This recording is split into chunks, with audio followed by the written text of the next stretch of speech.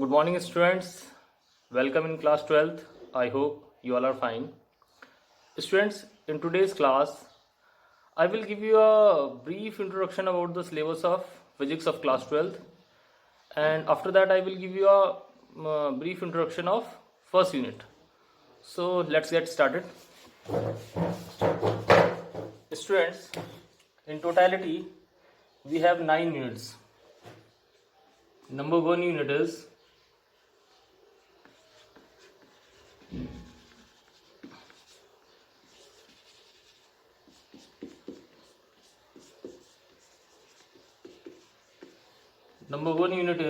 electrostatics. Okay, student, this is the first unit. Number 2, we have current electricity.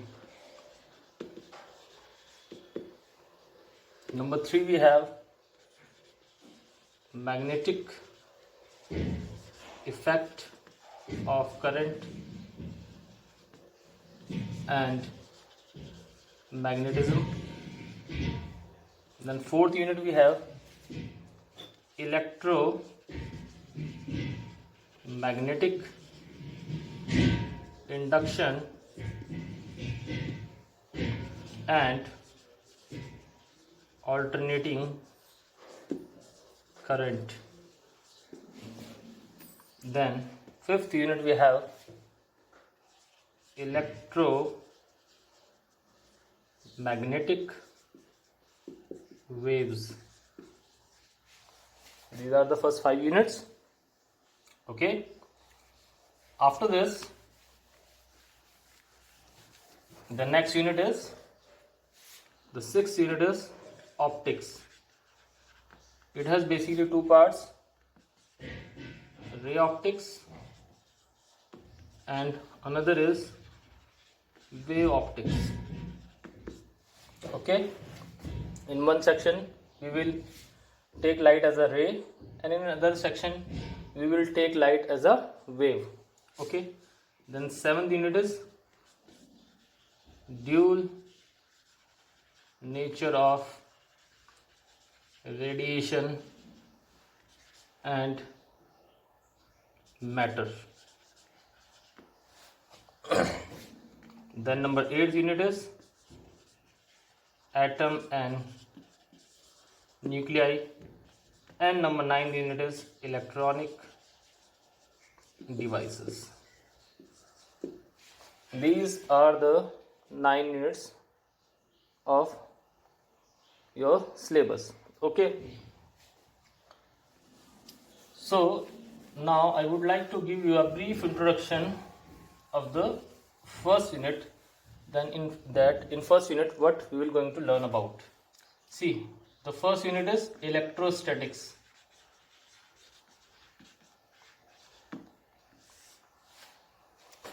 Okay, electrostatic, what do you mean by the term electrostatic? See, the term electrostatic means it is the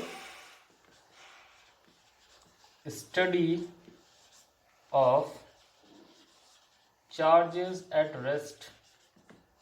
Now again the question arises that what are charges? As I have told you earlier also, charges या charge simply कह सकते हैं. See, you will not going to get any specific definition of charge, but we will try to define it. Okay, हम charge को define करने की कोशिश करते हैं. देखिए, चार्ज का मतलब हम कह सकते हैं, जैसे फॉर एग्जांपल हमें पता है मास क्या होता है. Mass is the quantity of matter contain in a body. ठीक है, हर बॉडी में मास होता है. सिमिलर वे में जो हमारे छोटे पार्टिकल्स होते हैं या माइक्रोस्कोपिक पार्टिकल्स होते हैं, और we can say the elementary particles. Elementary particles are the electron, neutron, proton. Okay, जो हमारे एलिमेंट्री पार्टिकल्स होते हैं, छोटे पार्टिकल्स होते हैं, बेसिकली इनका मास बहुत कम होता है. ओके, पर मास के अलावा इनमें एक प्रॉपर्टी होती है जिसके कारण वो एक दूसरे पे अट्रैक्टिव फोर्स लगा सकते हैं या रिपल्सिव फोर्स लगाते हैं. तो इसी एडिशनल प्रॉपर्टी को हम चार्ज डिफाइन कर सकते हैं. ठीक है ना. तो हम ये बोल सकते हैं that it is an intrinsic property of atomic or subatomic particle, or you can say the elementary particle, by which they can exert electrostatic forces on one another. ठीक है ना. यानी कि चार्ज एक ऐसी प्रॉपर्टी है एटॉमिक या सब एटॉमिक पार्टिकल्स की जिसके कारण वो एक दूसरे पे क्या कर सकते हैं, इलेक्ट्रोस्टैटिक फोर्स या इलेक्ट्रिकल फोर्सेस लगा सकते हैं। ठीक है बेटा। अब जैसे कि हमने क्लास 11 में ग्रेविटेशन चैप्टर पढ़ा था, उसमें हमने पढ़ा था Newton's law of gravitation. Newton's law of gravitation simply ये कहता है कि जैसे दो बॉडीज हैं, एक का मास m1 है, एक का मास m2 है, and they are separated by a distance r, तो जो उनके बीच में फोर्स होती है वो प्रोपोर्शनल होती है उनके मास के प्रोडक्ट के, और फोर्स किसके इन्वर्सली प्रोपोर्शनल होती है, उनके डिस्टेंस के स्क्वायर पे इन्वर्सली प्रोपोर्शनल होती है। तो हम कंबाइन करके लिखते हैं F equals to m1 m2 over r square, and F equals to जब प्रोपोर्शनलिटी का साइन हटता है we have g m1 m2 upon r square. And thing is this that this gravitation force is purely attractive. In the similar manner, जैसे Newton's का law of gravitation है, similarly electrostatics में आता है हमारे पास Coulomb's law of electrostatics. We have Coulomb's law of electrostatics. Coulomb's law भी ये डिफाइन करता है कि suppose we have 2 point charges, we are restricting ourselves for point charges only. ठीक है ना, हम सिर्फ पॉइंट चार्जेस की बात कर रहे हैं। पॉइंट चार्ज का मतलब होता है जिसकी कोई डायमेंशन नहीं होगी, जिसका कोई शेप नहीं है, वो एक सिंपल पॉइंट है। और डिफाइन करने के लिए हमें ये ज़रूरी होता है कि उसको हमने सिंपली डिफाइन करने के लिए पॉइंट चार्जेस को ही कंसिडर करना है, ताकि हमारा जो मैथमेटिकल कंसेप्ट होता है वो थोड़ा ईजी हो जाता है। तो suppose we have 2 point charges Q1 and Q2। The nature of charges could be anything, दोनों पॉजिटिव भी हो सकते हैं, दोनों नेगेटिव भी हो सकते हैं, एक पॉजिटिव भी हो सकता है, एक नेगेटिव भी हो सकता है। ठीक है, अब आपको ये तो पता होगा कि types, there are 2 types of charges. ठीक है ना, one is positive, one is negative. ठीक है ना। अब suppose we have 2 point charges which are separated by a distance r। Okay, these 2 point charges are separated by a distance r, and suppose they are placed in air or vacuum। तो जैसे हमारे पास Newton law of gravitation था, similarly यहाँ पे है Coulomb's law of electrostatics. तो charges के बीच में क्या हो सकती है, the force could be attractive, the force could be repulsive. जैसे जैसे फोर्स ऑफ ग्रेविटेशन होती है इट इज ऑलवेज अट्रैक्टिव। जो फोर्स ऑफ ग्रेविटेशन होती है कैसी होती है, हर समय अट्रैक्टिव होती है। But electrostatic force could be attractive और कुड बी रिपल्सिव। ये डिपेंड करेगा चार्जेस के नेचर पे। अगर जो दोनों सिमिलर चार्जेस है then there will be repulsive force, और अगर जो अपोजिट चार्जेस है then there will be attractive force. अब जो फोर्स, दूसरी इंपॉर्टेंट बात यहाँ पे एक चीज और डिपेंड करती है कि चार्जेस किस मीडियम में प्रेजेंट है। ठीक है, जब हम लॉ को डिफाइन करते हैं तो हम सिंपली बोलते हैं that the charges are present in air और वैक्यूम। या तो एयर में प्रेजेंट है या वैक्यूम में प्रेजेंट है। तो देखिए अगेन यहाँ पे भी सेम कंसेप्ट है कि जो फोर्स होगी उसको मैं F0 लिख रहा हूँ। ओके बेटा, suppose the charges are present in air, तो जो फोर्स होती है it is proportional to the product of the charges, and force is inversely proportional to the square of distance between them। Again जो force होगी, और यहाँ पे हम बोलेंगे the force of interaction. Okay, because the force could be attractive और force could be repulsive. ठीक है ना, तो we will define the force of interaction between 2 charges Q1 and Q2 separated by a distance r placed in air or vacuum, it is proportional to the product of the charges। Okay, force किसके proportional होती है, product of charges के, and it is inversely proportional to the square of distance between them। Then again we will going to combine these two equations.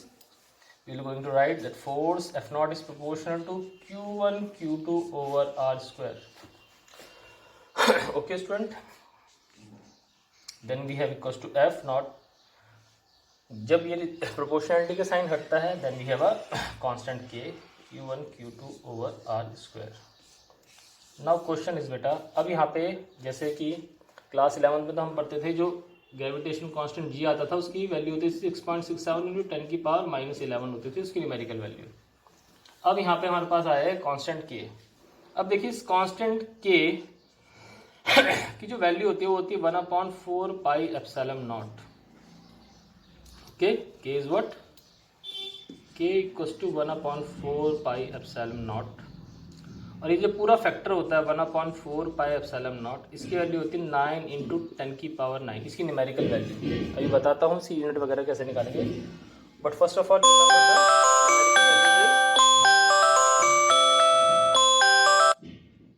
Numerical value is 9 into 10 की power 9.